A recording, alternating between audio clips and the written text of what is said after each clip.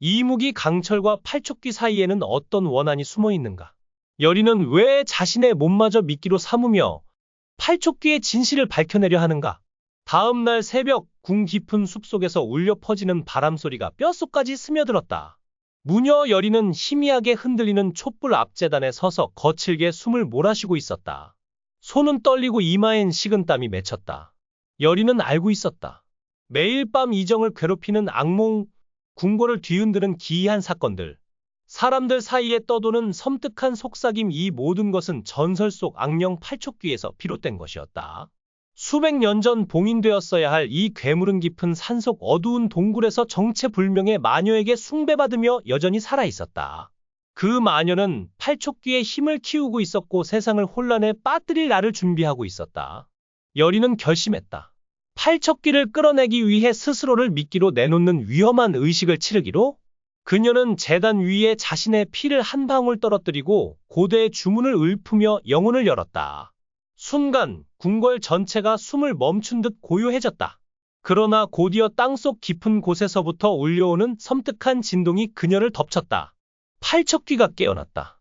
여리의 피 냄새를 맡은 그 악령은 동굴 속에서 붉은 눈을 번뜩이며 몸을 일으켰다.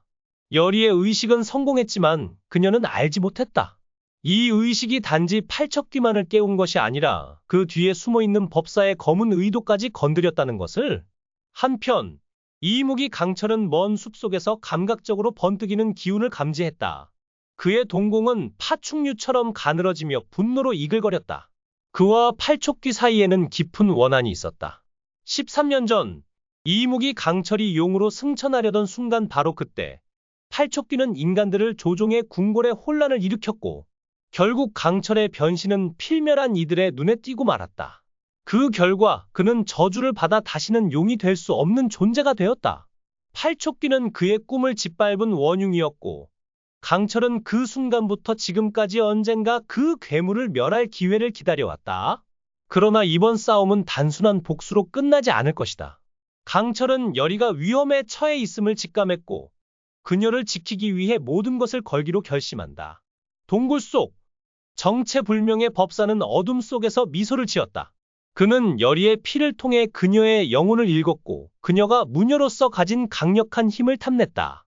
법사는 팔척귀를 조종해 여리를 사로잡고 그녀의 영혼을 제물로 바쳐 자신의 힘을 극대화하려는 계획을 세웠다.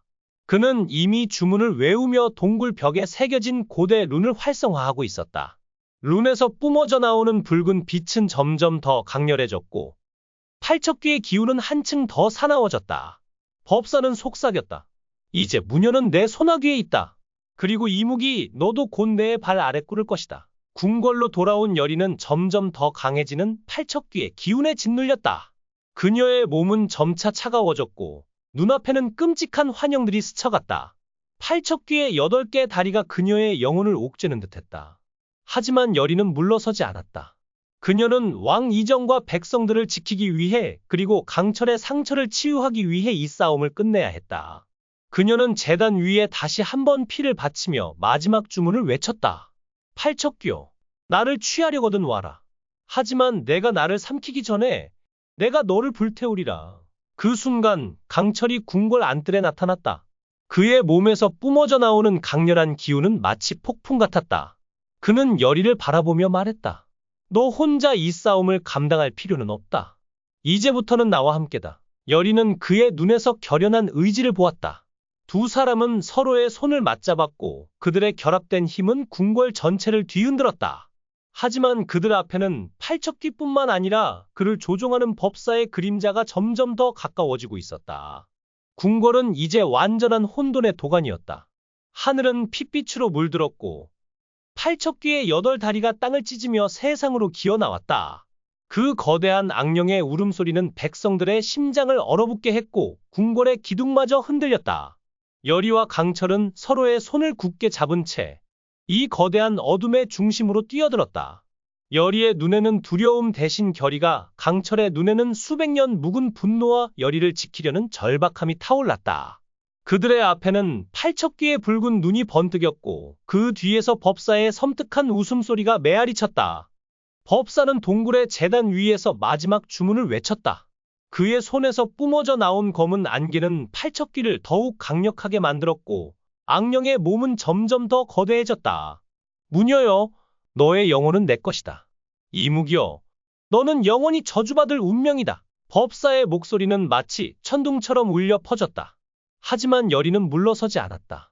그녀는 자신의 피로 그린 주술진을 활성화하며 외쳤다.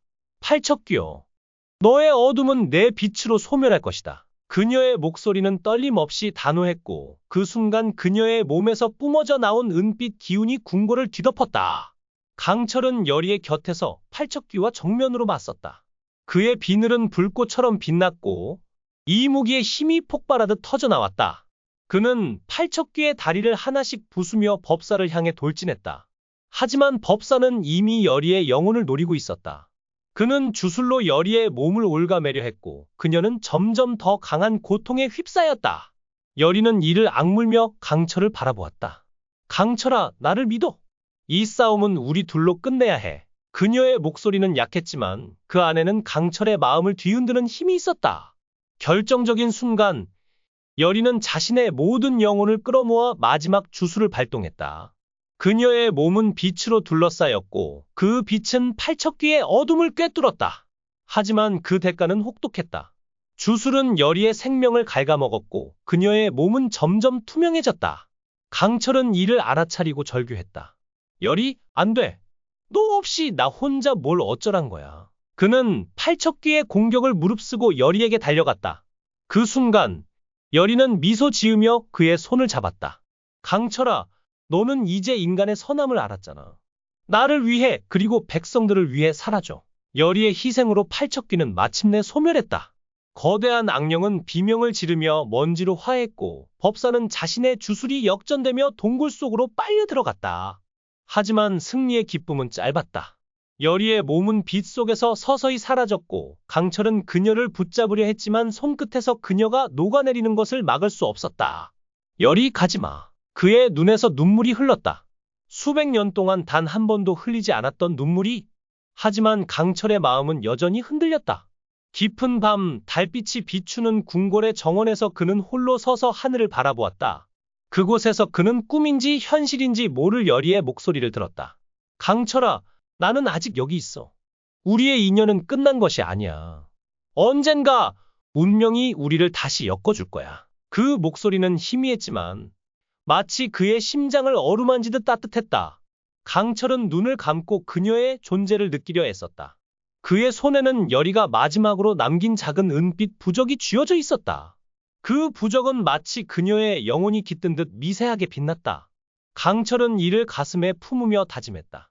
여리, 너를 다시 찾을 때까지 나는 멈추지 않을 거야. 한편 무너진 동굴 깊은 곳에서는 불길한 기운이 꿈틀거리고 있었다.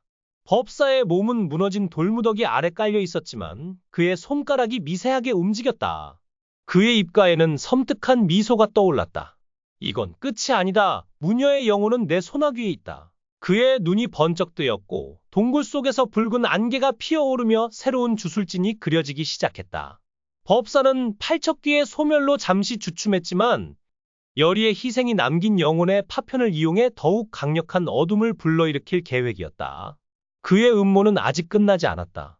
그리고 그 어둠의 끝에는 여리의 영혼을 되찾으려는 또 다른 음모가 숨어 있었다.